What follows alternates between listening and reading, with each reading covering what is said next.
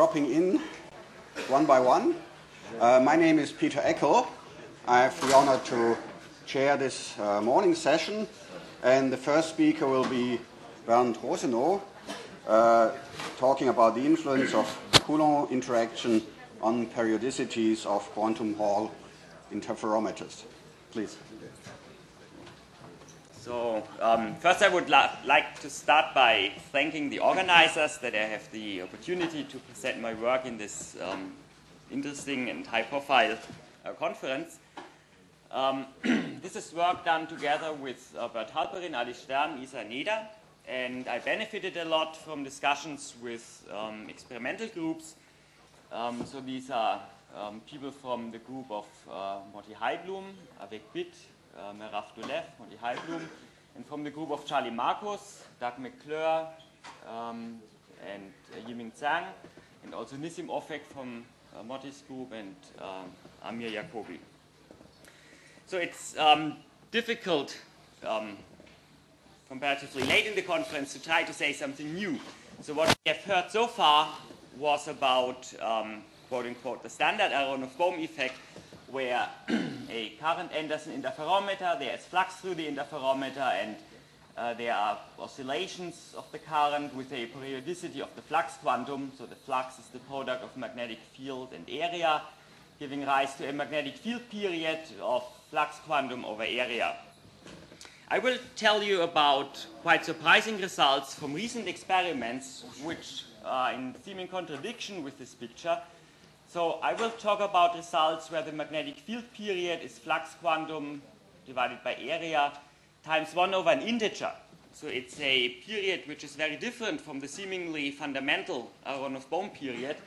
And even worse, if one looks at how the flux behaves, if one changes the magnetic field, one finds that apparently the flux through the interferometer does not increase if the field is increased, but decreases if the magnetic field is increased. So I believe that these results are quite surprising and deserve some theoretical attention. So that's a visualization of this strange decrease of flux. So the standard behavior is, this is magnetic field. This is a side gate voltage which decreases the area when going down here. So the brown lines are lines of constant phase. So in a standard interferometer, the behavior one finds is if the magnetic field is increased, the area of the interferometer has to decrease in order to keep the flux and the interference phase constant. But in very small interferometers, one observes exactly the opposite. If the magnetic field is increased, one has to make the gate voltage more positive to increase the area as well. So these are the phenomena I want to talk about and which I want to explain theoretically. So that's the outline. I will, in the beginning, discuss briefly interference in quantum Hall systems, compare these simple predictions with experiments, and then go on to discuss more realistic models and discuss this distinction between the Aharonov-Bohm regime, where things are as expected, and the new regime, which I call Coulomb-dominated, where the strange behavior of the interference phase is observed. So the standard interferometers, one might think of electron interferometers where particles move through thin gold rings and where flux goes through the ring, and where the Aharonov-Bohm effect is beautifully confirmed. And I would now quickly like to argue why quantum Hall interferometers are a useful thing to consider. So for the non-experts, let me briefly mention the phenomenology of the quantum Hall effect, which is important here. If one places a two-dimensional electron system in a strong perpendicular magnetic field, then for certain values of the field, the longitudinal resistivity vanishes, which implies that there is no dissipation and that there are no currents in the bulk of the system, and that all the current has to flow along the edges of the sample. I'm going to say a few more words about the edges in a moment. And for these special values of magnetic field, one finds that the Hall resistivity is quantized, and these quantized values are h over e squared times 1 over an integer. And this integer is the filling factor It is the ratio of number of electrons to the number of flux quanta. A few words about edges, how one can imagine or picture why current flows along the edges. Semi-classically or classically, an electron in a perpendicular magnetic field performs a circular motion, and along the edges, so the circular motion in itself is not directed, but along the edges the electron is reflected and performs a directed motion, which is called a skipping orbit. And quantum mechanically things are a little bit different, but qualitatively it's the same thing, that there is directed motion, a transport current along the edge, and circular motion in the bulk. If one quantizes the circular motion, one finds discrete energy levels. It's a harmonic oscillator-like spectrum, n plus 1/2 h bar omega c. Omega c equal EB over m, the cyclotron frequency. So that's the spectrum. These energy levels are called Landau levels. Now, it's a two-dimensional problem, but only one quantum number. One would expect two quantum numbers, and that's the reason why these levels have a huge degeneracy, and the degeneracy is just that there is one electron per flux quantum. Now, let me remark about something which will be very important later on. If you change the magnetic field, you change the number of flux quanta through the area, so you change the degeneracy, and so you charge the system. And that will turn out to be very important later on. The basic interferometer I would like to consider is the following. I assume that the bulk of the system is in a quantum Hall state, so it's an insulator. Current flows along the edges. For each of these Landau levels, there is one edge state. And using top gates or edge trenches, these edge states can be deformed, brought closely together such that tunneling from one edge to the other is possible. And it is only this tunneling from one edge to the other which can give rise to resistance. And the resistance or the voltage measured between these contacts is proportional to the backscattering probability. So there's an amplitude T1 at the first constriction, an amplitude T2, which includes the effect of the magnetic field at the second constriction. And quantum mechanically, the probability is the modulus squared of the sum of these amplitudes, and that's why interference takes place, and that's the idea of an Fabry-Perot interferometer. I now would like to discuss the parameter dependence of this interference current. It's the cross term, which is interesting here. It contains the real part of this e to the I phi, so that's the oscillatory component of the current. And one expects it to depend on magnetic field, area enclosed by the loop, that is the flux through the loop, and possibly on a gate voltage which changes the electron density or changes the area of the loop. And in a simple setup for non-interacting electrons, if there is only one edge state, the physics is completely determined by the Aharonov-Bohm effect. That is, the area period of these oscillations is the flux quantum divided by magnetic field. And the field period is the flux quantum divided by area, and the backgate or gate period corresponds to changing the number of electrons by one within the area A. Now let's compare this to experimental results. So that's an experiment performed by Goldman in Stony Brook, or in his lab. It was performed by Camino. And it's for a system where the bulk has a filling factor 1, so there's only a single edge state. And this is a measurement of the conductance. Conductance as a function of magnetic field. One sees an oscillatory behavior, and the oscillation period in magnetic field is such that the flux through the system changes by one flux quantum. So it's in agreement with the simple picture I just described. However, things change dramatically if 2 or 4 Landau levels are completely filled, if there are more edge states. Then one sees if there are 2 filled edge states, the oscillations are twice as fast as if there's only one edge state. So the period is reduced by a factor of 2. And the 4 Landau levels are completely filled. Again, the oscillations become faster, and the period is 1/4 of what it used to be here. So this effect has been seen by many different groups. So that's Goldman's group, then the group of Wu and Kang, and there are similar experiments from the Marcus lab and from the lab of Motti Heiblum. And I will argue in the following that in order to understand these experiments, one has to have a closer look at what is the charge density distribution inside the interferometer. So in the beginning, I argued that the only important thing is to bring the edges closer together, and that can be done by placing gates which are negatively charged here and here, such that the two-dimensional electron system is depleted underneath these gates. So it's true that these gates will bring the edges closer to each other, but they will also reduce the overall charge density. So it's reasonable to assume that in this constriction region, the electron density will be somewhat lower than in the bulk or in the center of the interferometer. And that will turn out to be a crucial ingredient of understanding these phenomena. I want to assume that the constriction region is in a quantized Hall state, but that the density of particles in the bulk and inside the interferometer is sufficiently higher such that the electrons are able to screen the disorder potential and actually form a metallic state. So I assume that there is a metallic region here in the bulk and there's a metallic region inside the interferometer. If one accepts this, there are now additional paths for charge transport. So in the beginning, I argued charge is transported along the edges and can tunnel across the constriction. But now there are more possibilities. There can be forward tunneling from the metallic region in the bulk to the metallic region in the interferometer, and so on. And there can be backward tunneling from one edge via the center of the interferometer to the other edge. So this forward tunneling I will call process A, the backward tunneling process B, and the tunneling across the constriction process C. One can imagine that different processes are relevant at different field strengths.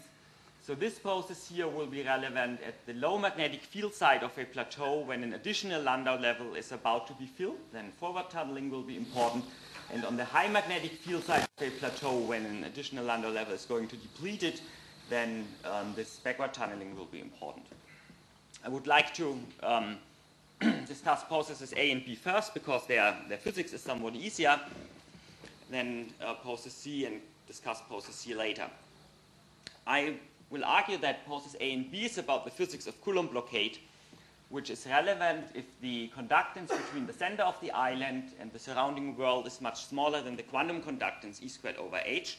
Then the number of particles in this island is quantized in units of the electron charge, and transport can only occur when the charging energy of this island is degenerate on the level of temperature with respect to adding or removing an electron. And in this situation, one can calculate the period of conductance oscillations from the magnetic field periodicity of the charging energy. So let's calculate the charging energy. In order to do this, I have this metallic region whose size may change as a function of flux, and I draw a reference curve around this metallic region and ask how much current is flowing through this reference curve when the magnetic field is changed. I already argued that the physical background for this current is that the degeneracy of Landau levels changes, so one needs additional charge in here if the field is increased. And this charge can be calculated using the law of induction. If the flux through this area changes, there is a circular electric field induced, and since this is a quantum Hall region, there is only a Hall current which is perpendicular to the field, so it's from the outside to the inside. And the total current is the conductance times the voltage. The Hall conductance is just the number of completely filled Landau levels times conductance quantum times the induced voltage. One can integrate with time and finds that the total charge is the number of completely filled Landau levels times the electron charge times the number of flux quanta. Now one can calculate the charge imbalance in this region. It's the sum of this continuous charge which flows in due to a change in the degeneracy of Landau levels plus an integer number of electrons. It's integer because of Coulomb blockade, and then one can change the charge offset by changing a gate voltage. Now we are in a situation to understand the magnetic field periodicity. There will be one period of oscillations when the number of electrons changes by 1, which implies that the flux changes by -1 over Fc, such that the field period is 1 over Fc times the naively expected flux quantum divided by area, and this result is indeed confirmed experimentally. So now I have explained the first puzzle, that there's this reduced magnetic field period. I would like to continue explaining the second puzzle. It's about the slope of these lines of constant phase. So we have to go back to looking at process C, and all the physics of charging continuously and discharging discretely when an electron hops out of the central island is still there. It just takes place on very long laboratory time scales of seconds, such that it does not contribute to electron transport. But still there is a periodic charge build-up on this island, and via Coulomb interaction between island and edge state, the edge states will breathe. And that will give rise to this change in the slope. So if the flux is increased, there is an additional negative charge in here, and this negative charge will push away electrons here from the edge, such that the effective area of the interferometer shrinks, and one gets this change in slope. But let's calculate this. So there is a charge imbalance here on the island, and this charge imbalance gives rise to a potential along the edge, which is charge imbalance times some cross coupling, which is denoted by delta x here. In order to translate this cross coupling into a phase, we calculate an effective level spacing for electrons going around the interferometer. This level spacing is using Bohr-Sommerfeld quantization, h times velocity divided by perimeter of the interferometer. In Bohr-Sommerfeld quantization, one level corresponds to a phase of 2 pi. So the phase shift is just 2 pi times delta V divided by this effective level spacing. And now we can calculate the total phase, which is this Aharonov-Bohm phase minus this phase created by charge imbalance times the ratio of this cross coupling and the level spacing times 2 pi. And it's important to notice why there is this minus sign. The physics of the minus sign is if there's an extra negative charge on the island, electrons are pushed out from the system to maintain charge neutrality, such that this area here shrinks. Now let's compare experiment and the result of this calculation. So that's the experiment from done by Yiming and Doug and Charlie Marcus group.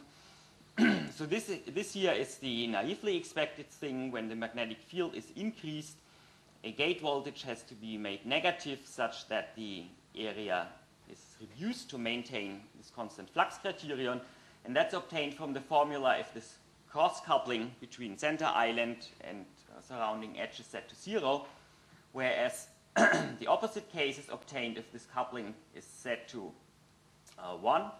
That is the opposite slope. If the magnetic field is increased, a gate voltage has to be made more positive such that the area is decreased to compensate the shrinkage due to this Coulomb interaction. One can also calculate what happens for arbitrary values of this ratio of the cross coupling to this level spacing, and one sees that for intermediate values there is some sort of checkerboard spacing, and it sort of visually seems to change direction, and then one sees the slopes in the opposite direction. To make again in a simple example very clear what is the physics behind this change in slope, it's the physics of charge neutrality inside the interferometer, and it works as follows. In the beginning I argued that the degeneracy of Landau levels is such that there is 1 electron per flux quantum. So I measure charge in units of the electron charge and multiply by the flux quantum such that effectively I have to add up fluxes through individual Landau levels. So there are Fc minus 1 Landau levels which do not contribute to the interference process. They are sort of spectators but contribute to this charging physics. That's the flux through them, and there's the fixed reference area A0. But the interfering Landau level, this edge can breathe and screen any charge imbalance which is building up inside the interferometer. So that's the expression for the total charge. The charge neutrality requirement is that, oops, I screwed up something, that the derivative of charge with respect to the magnetic field vanishes. So when calculating the derivative with respect to magnetic field, there is this first term, and there is this term, but in addition one has to take into account an area change. And if one imposes charge neutrality such that total charge does not change when the magnetic field changes. There is this constant for a positive term, and so we see that dA by dB has to be negative. And that's what comes in when one calculates the change of flux as a function of magnetic field. So there is first derivative acting on the field part, which gives the area, plus field times derivative of the area. We know this derivative from this charge neutrality requirement, and so after adding up things, we see that the flux decreases as minus Fc minus 1 times the area. And the reason that in one case it's Fc and in the other case it's Fc minus 1, that's related to having, so that's magnetic field, that's rho xy, it's h over e squared. So that's Fc equals 1, and it goes down 2 to 1/3. That in the forward scattering case, which takes place on the low magnetic field side, we had a period going like 1 over Fc, whereas in the backward scattering case, which is on the high magnetic field side, Fc has changed, and so we obtain a period 1 over Fc minus 1, which indicates that it's the same period in the whole transition region. So these things fit nicely together, and I would like to thank you for your attention. Thank you very much. Any questions? Infraction quantum pulse. Mm-hmm. I should probably replace this Fc by 1m, where 1m is a filling factor. Then I will have a longer period fraction. So the question is about the fractional quantum Hall effect, whether it's still the filling fraction which appears, and the filling fraction would be smaller than 1, whether one can produce super periods which are longer. The answer is that no. It's not going to happen because in addition one has fractional charges, and so one only can get smaller periods, which one can see in a composite fermion picture. So maybe you say this, but I mean, so do I understand correctly that this period of oscillations will depend on, in your model, on the fraction of the dot that is occupied by this metallic? No, it does not depend on the fraction. It does not depend on the fraction of the... I mean, it depends on the fact that there is a metallic region in there, but not how large it is. But it can be arbitrarily small? So No, it has to be, the coupling needs to be strong enough.